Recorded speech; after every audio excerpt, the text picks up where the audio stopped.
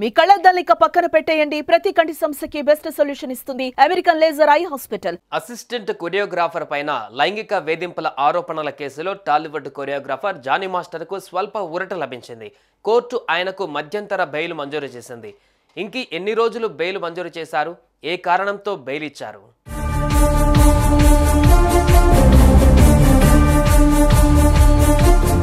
లైంగిక వేధింపుల ఆరోపణలు ఎదుర్కొంటున్న జానీ మాస్టర్ ప్రస్తుతం చెంచలగూడ జైల్లో రిమాండ్ ఖైదీగా ఉన్నారు. తన దగ్గర పనిచేసే అసిస్టెంట్ కొరియోగ్రాఫర్ పోలీసులకు ఫిర్యాదు చేసింది. జానీ మాస్టర్ తనను లైంగికంగా వేధిస్తున్నాడని, మానసికంగా వేధిస్తున్నాడని, మతం మార్చుకొని పెళ్లి చేసుకోవాలని డిమాండ్ చేస్తున్నారని పేర్కొంది. అంతేకాదు జానీ మాస్టర్ భార్య సుమలత అలియాస్ ఆయిషా కూడా తన ఇంటికి వచ్చి దాడి చేసిందని ఫిర్యాదులో పేర్కొన్నారు.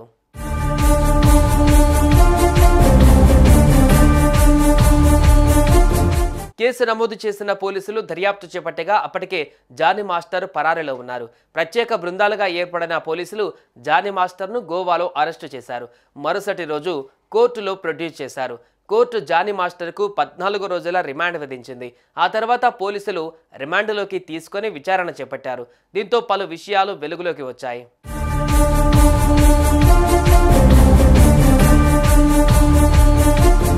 ఇదిలా ఉంటే అరెస్ట్ నాటి నుంచి కంటిన్యూగా బెయిల్ అప్లై చేస్తున్నా లాభం లేకుండా పోయింది. ఈ క్రమంలో జానీ మాస్టర్కు నేషనల్ అవార్డు ప్రకటించగా ఆ రీజన్తో మళ్ళీ బెయిల్ అప్లై చేశారు. దీంతో కోర్టు బెయిల్ ఇచ్చింది.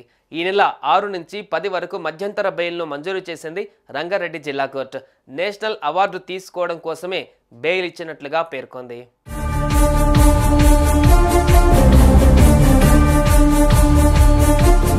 ఇక మధ్యంతర బెయిల్తో ఊపిరి పీల్చుకున్నారు జానీ మాస్టర్. ఎట్టకేలకు అతనికి బిగ్ రిలీఫ్ దక్కిందని చెప్పుకోవచ్చు. ఓ అసిస్టెంట్ కొరియోగ్రాఫర్ను వేధించిన కారణంగా ఈ పరిస్థితికి వస్తానని జానీ మాస్టర్ ఎప్పుడు అనుకొని ఉండరు అని అంటున్నారు నెటిజన్లు. మరి ఈ విషయంపై మీ అభిప్రాయం ఏంటి? కామెంట్స్లో చెప్పండి. సుమన్ టీవీలో మీ పర్సనల్ అండ్ బిజినెస్ ప్రమోషన్స్ కోసం కింది నెంబర్కి కాంటాక్ట్ చేయండి.